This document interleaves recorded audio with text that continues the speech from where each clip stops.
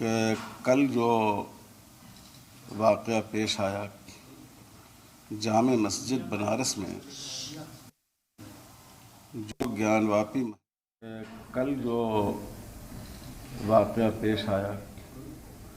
جامع مسجد بنارس میں جو گیان واپی محلے میں واقع ہے، اس واقعے نے اس ملک کے نہ صرف 20 کروڑ مسلمانوں کو بلکہ ملک کے سنویدھان پر یقین رکھنے والے، بھروسہ رکھنے والے اور ملک کے سیکولرزم کو ماننے والے انصاف پسند تمام شہریوں کو بہت ہی صدمہ پہنچایا ہے، چاہے وہ کسی دھرم سے تعلق رکھنے والے ہوں، کسی علاقے سے تعلق رکھنے والے ہوں۔ جیسے مسلمان اس واقعے سے بہت ہی رنج کی حالت میں ہیں، اسی طرح ہمارے بہت سے ہندو بھائی، سکھ بھائی اور دوسرے ورگوں کے لوگ جو اس بات پر یقین رکھتے ہیں کہ ہمارا دیش مذہب کا گلدستہ ہے اور یہاں مختلف دھرم کے ماننے والے لوگوں کو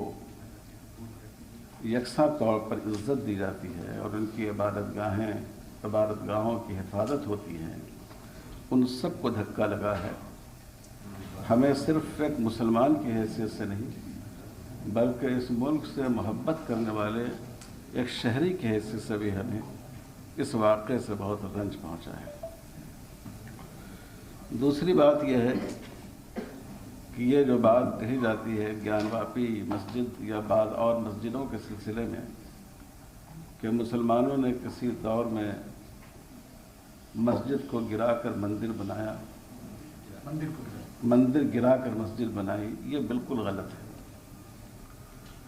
سب سے پہلے تو آپ کو اسلامی تصور کو سمجھنا چاہیے، اسلام کی سوچ کو سمجھنا چاہیے، کیونکہ اسلام میں غصب کی ہوئی زمین، دوسروں کی چھینی ہوئی زمین پر مسجد بنانے کی اجازت نہیں ہے۔ پہلی مسجد جو مدینہ منورہ میں بنی پیغمبر صاحب کی زندگی میں، مدینہ آنے کے بعد مسجد نبوی، جن لوگوں کی زمین تھی آپ نے ان کو پیسے دے کر وہ زمین خریدی۔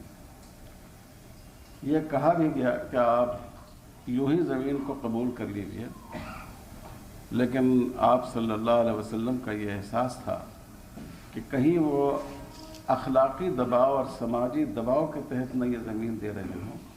اس لیے انہوں نے کہا کہ نہیں، میں ایسے زمین پر مسجد نہیں بنا سکتا، آپ کو اس کی قیمت لینی ہی ہوگی۔ تو ظاہر ہے کہ مسجد لوگ بناتے ہیں ثواب کے لیے، جو کام اسلام میں ثواب کا ہو ہی نہیں کہ زبردستی کسی کے گھر پر ہم قبضہ کر لیں، کسی کی عبادت گاہ پر قبضہ کر لیں، کسی کی زمین پر قبضہ کر کے اس کو مسجد ڈکلیئر کر دیں، کیسے کوئی مسلمان ایسا کر سکتا ہے؟ اس لیے اس بات کو اچھی طرح سمجھنے کی ضرورت ہے کہ اسلام اس کی اجازت ہی نہیں دیتا۔ مسجد تو الگ بات ہے، ہمارے جو اسلامی قانون کے ماہرین ہیں انہوں نے لکھا ہے کہ اگر کسی کی زمین پر بلا اجازت زبردستی ہم وہاں نماز پڑھنے لگیں، آدمی یوں ہی نماز پڑھ لے، تب بھی اس کی کسی خاص شخص کی ملکیت میں کی زمین پر اس کی اجازت کے بغیر، تب بھی یہ ایک ناپسندیدہ عمل ہے۔ دوسری بات یہ ہے کہ ہم کو تاریخ کی، اتہاس کی سچائی کو سمجھنا چاہیے۔ آپ جانتے ہیں کہ اس ملک میں انگریز آئے اور انہوں نے اپنی حکومت کو مستحکم کرنے کے لیے لڑاؤ اور حکومت کرو اس پالیسی پر عمل کیا۔ جب 1857 میں انہوں نے دیکھا کہ ایک خدا کی عبادت کرنے والے اور بہت سے دیویوں اور دیوتاؤں کی پوجا کرنے والے دونوں ایک صف میں کھڑے ہوئے ہیں انگریزوں کے خلاف، تو انہوں نے باضابطہ یہ پالیسی بنائی کہ ہندوستان کی تاریخ کو، یہاں کے اتہاس کو ایسا رنگ دیا جائے جس سے جو دو بڑی قومیں ہیں یہاں کی، ہندو اور مسلمان، ان کے درمیان آپس میں دوریاں پیدا ہو جائیں۔